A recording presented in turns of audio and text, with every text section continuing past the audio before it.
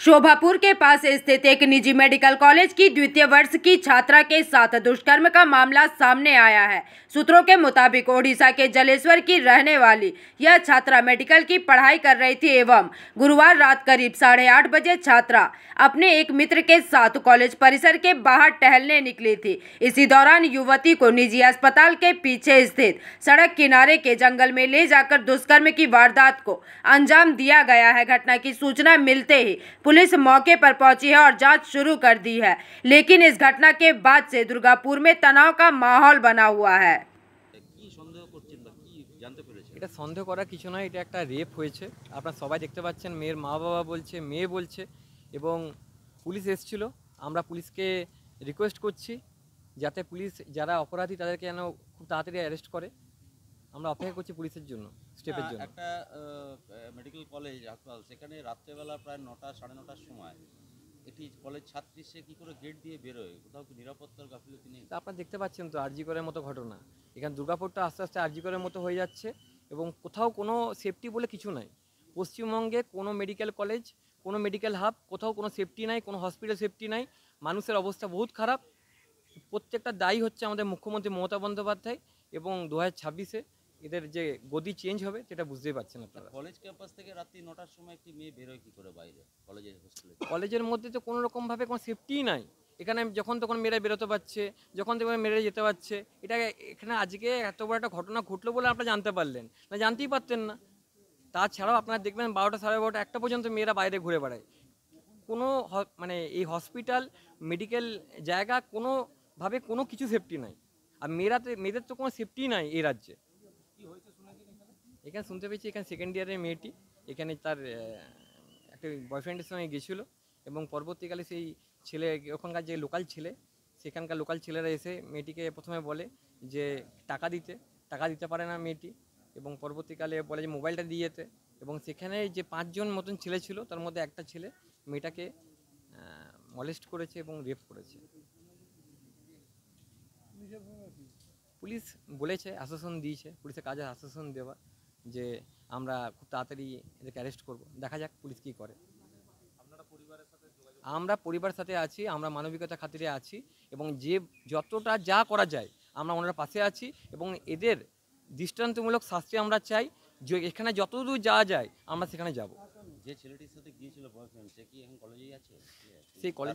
সেই ছেলেটিও কলেজের স্টুডেন্ট এবং তার সিনিয়র হবে হয়তো। দেখা যাক। পুলিশ কালকে খবর পেয়েছি, সে পুলিশ তাকে নিয়ে বেরিয়েছিল এবং তাকে ইন্টারোগেশনও করেছে এবং তাকে ছেড়েও দিয়েছে। আমরা খোঁজ করছি ওই ছেলেটির কাছে। ছেলেটির নাম ওয়াসিম বলে কোনো ছেলে আছে, ওয়াসিম নামে কোনো ছেলে, সেই ছেলেটি ঘটিয়েছে এবং যখন ওই 5 জন ছেলে সেই মেয়েটিকে ধরে, ওই বয়ফ্রেন্ডটা কী করলো, ওই বয়ফ্রেন্ডটা ছেড়ে চলে গেল। দেখুন। আপনার নাম? পারিজাত গাঙ্গুলি। আপনি খবর পেয়েছিলেন, কটায় খবর পেলেন? রাত্রি 10টার সময়। কে ফোন করেছিল? তার বন্ধু আমাকে ফোন করেছিল যে আপনার মেয়েকে রেপ হয়েছে। তখন শুনে কান্নাকাটা করে এখানে পৌঁছেছি। কোথায় থাকেন আপনি? জলেশ্বর, উড়িষ্যা। আপনার মেয়ে কোথায় পড়তো? আমার মেয়ে এইখানে পড়তো। এটা মানে এখানে কোথায়? MBBS পড়ছে Durgapur IQCT medical college, second year. কী হয়েছিল ঘটনাটা, কি জানতে পেরেছেন? ঘটনা সম্ভবত এখানে এসে আমরা তো কিছু জানি না, তরবর করে এখানে জিজ্ঞেস করে দেখলাম। এখানে 9:30 9টার মধ্যে একজন ছেলে, ওদের নামটা কি ওয়াসিম খান না কি ওয়াসওয়ালিয়া, ও বললো গুপচুপ খাবো চলো, দেখি সেদিকে ভুলে ওকে নিয়ে গেছে। কোন দিকে? আপনার গেট কাছে। আচ্ছা। তো গেট কাছে নিয়ে গেছে। আমরা তারপরে ও কি 2 জন না 3 জন লোক এসে, যখন 3 জন লোক এসে গেছে ও ছাড়িয়ে সেখানে ওকে পালিয়ে এসেছে। তার মধ্যে একজন ওকে রেপ করেছে, ওদের মোবাইল ছড়ে নিয়েছে। তারপরে 3000 টাকা দিলে মোবাইল দিও বললো, তার কাছে 200 টাকা ছিল, ও 200 টাকাও ছড়ে নিয়েছে। তারপরে আবার ওই ছেলেটা আবার সেখানে গিয়ে সেখানে 4-5 জন মতো ছিল সেখানে। যখন দেখছে ব্লিডিং হয়ে গেছে, তারপরে ওই ছেলে আবার যায় নিয়ে এসেছে। ওইভাবে ঘটনাটা ঘটেছে।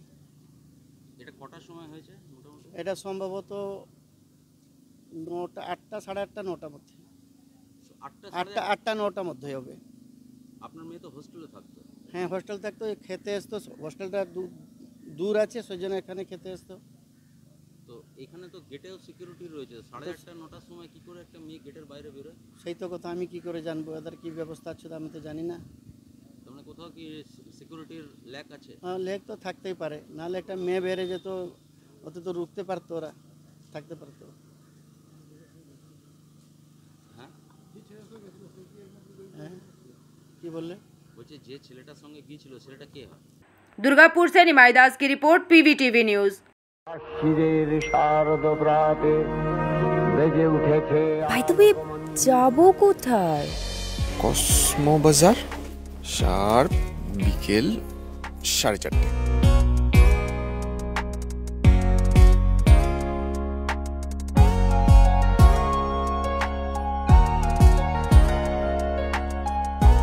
এই দেখ, ওরাও এখানে চলে এসছে।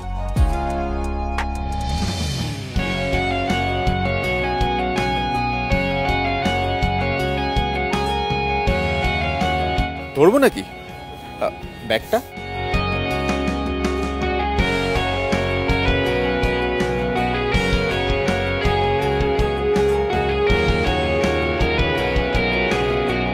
কথা রাখলাম। চয়েস ভালোই, কিন্তু কার জন্য? এই পুজোয় যাকে ভালো লাগবে তাকেই দেব।